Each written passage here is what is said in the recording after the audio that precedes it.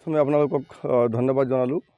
সদৌ অসম ভোজপুৰী পৰিষদ কেন্দ্ৰীয় সমিতিৰ উদ্যোগত আৰু মাৰ্ঘেৰিটা আঞ্চলিক সমিতিৰ সৌজন্যত আমি কিমান বছৰ ধৰি বিহু নাচ কৰ্মশালা আমি আয়োজন কৰি থাকোঁ।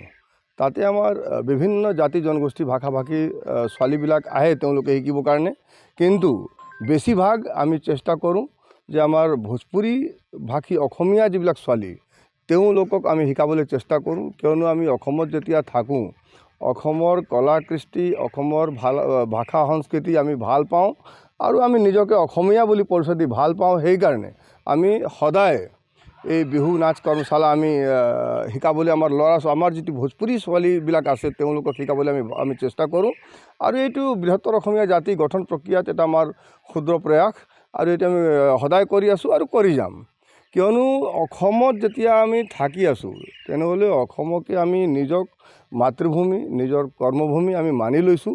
সেইকাৰণে আমাৰ যিটো কলা সংস্কৃতি আছে এই কলা সংস্কৃতিটো আমাৰ জনা উচিত, আমাৰ ল'ৰা ছোৱালীক শিকোৱাটো আমাৰ দায়িত্বৰ লগতে আমি যেতিয়া অসমত বসবাস কৰি আছোঁ অসমক যেতিয়া আমি মাতৃভূমি আৰু কৰ্মভূমি যেতিয়া মানি লৈছোঁ তেতিয়া অসমৰ যিটো কলা সংস্কৃতি আছে এইটো আমাৰ ল'ৰা ছোৱালী জানিবলৈ আমাৰ দায়িত্ব, শিকাবলৈ আমাৰ দায়িত্ব সেইকাৰণে আমি প্ৰত্যেক বছৰতে এইটো আমি যেতিয়া আমাৰ বিহু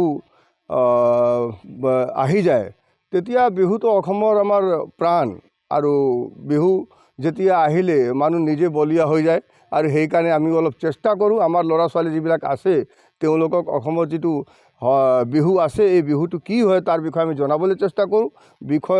বিহু নাচ কেনেকৈ কৰিব লাগে এইটো আমি শিকাবলৈ চেষ্টা কৰোঁ, আৰু এই উদ্দেশ্যতে আমি সদায় কৰোঁ। এইবাৰ আমাৰ বিহু 4 এপ্ৰিলৰ পৰা 13 এপ্ৰিললৈকে হ'ব, আৰু এইটো বিনামূলীয়া হয়।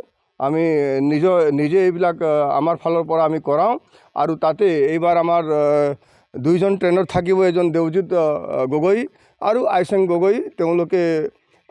তেওঁলোকে ধুনীয়াকৈ আমাৰ ল'ৰা ছোৱালীক শিকাব, আৰু আমি আশা কৰিছোঁ আমাৰ যিবিলাক ল'ৰা ছোৱালী যি ছোৱালীবিলাকে শিকিব তেওঁলোকে এবাৰ যেতিয়া বিহু হ'ব এই বিহু মঞ্চত তেওঁলোকে প্ৰদৰ্শন কৰিবলৈ চেষ্টা কৰিব। প্ৰথমে আপোনালোকক ধন্যবাদ জনালোঁ। সদৌ অসম ভোজপুৰী পৰিষদ কেন্দ্ৰীয় সমিতিৰ উদ্যোগত আৰু মাৰ্ঘেৰিটা আঞ্চলিক সমিতিৰ সৌজন্যত আমি কিমান বছৰ ধৰি বিহু নাচ কৰ্মশালা আমি আয়োজন কৰি থাকোঁ। তাতে আমাৰ বিভিন্ন জাতি জনগোষ্ঠী ভাষা ভাষী ছোৱালীবিলাক আহে তেওঁলোকে শিকিবৰ কাৰণে, কিন্তু বেছিভাগ আমি চেষ্টা কৰোঁ যে আমাৰ ভোজপুৰী ভাষী অসমীয়া যিবিলাক ছোৱালী তেওঁলোকক আমি শিকাবলৈ চেষ্টা কৰোঁ, কিয়নো আমি অসমত যেতিয়া থাকোঁ অসমৰ কলা কৃষ্টি অসমৰ ভাষা সংস্কৃতি আমি ভাল পাওঁ আৰু আমি নিজকে অসমীয়া বুলি পৰিচয় দি ভাল পাওঁ। সেইকাৰণে আমি সদায় এই বিহু নাচ কৰ্মশালা আমি শিকাবলৈ আমাৰ যিটো ভোজপুৰী ছোৱালীবিলাক আছে তেওঁলোকক শিকাবলৈ আমি চেষ্টা কৰোঁ, আৰু এইটো বৃহত্তৰ অসমীয়া জাতি গঠন প্ৰক্ৰিয়াত এটা আমাৰ ক্ষুদ্ৰ প্ৰয়াস, আৰু এইটো আমি সদায় কৰি আছোঁ আৰু কৰি যাম। কিয়নো অসমত যেতিয়া আমি থাকি আছোঁ তেনেহ'লে অসমকে আমি নিজক মাতৃভূমি নিজৰ কৰ্মভূমি আমি মানি লৈছোঁ। সেইকাৰণে আমাৰ যিটো কলা সংস্কৃতি আছে এই কলা সংস্কৃতিটো আমাৰ জনা উচিত, আমাৰ ল'ৰা ছোৱালীক শিকোৱাটো আমাৰ দায়িত্বৰ লগতে আমি যেতিয়া অসমত বসবাস কৰি আছোঁ অসমক যেতিয়া আমি মাতৃভূমি আৰু কৰ্মভূমি যেতিয়া মানি লৈছোঁ তেতিয়া অসমৰ যিটো কলা সংস্কৃতি আছে এইটো আমাৰ ল'ৰা ছোৱালী জানিবলৈ আমাৰ দায়িত্ব, শিকাবলৈ আমাৰ দায়িত্ব সেইকাৰণে আমি প্ৰত্যেক বছৰতে এইটো আমি যেতিয়া আমাৰ বিহু আহি যায় তেতিয়া বিহুটো অসমৰ আমাৰ প্ৰাণ, আৰু বিহু যেতিয়া আহিলে মানুহ নিজে বলীয়া হৈ যায়। আৰু সেইকাৰণে আমি অলপ চেষ্টা কৰোঁ আমাৰ ল'ৰা ছোৱালী যিবিলাক আছে তেওঁলোকক অসমৰ যিটো বিহু আছে এই বিহুটো কি হয় তাৰ বিষয়ে আমি জনাবলৈ চেষ্টা কৰোঁ।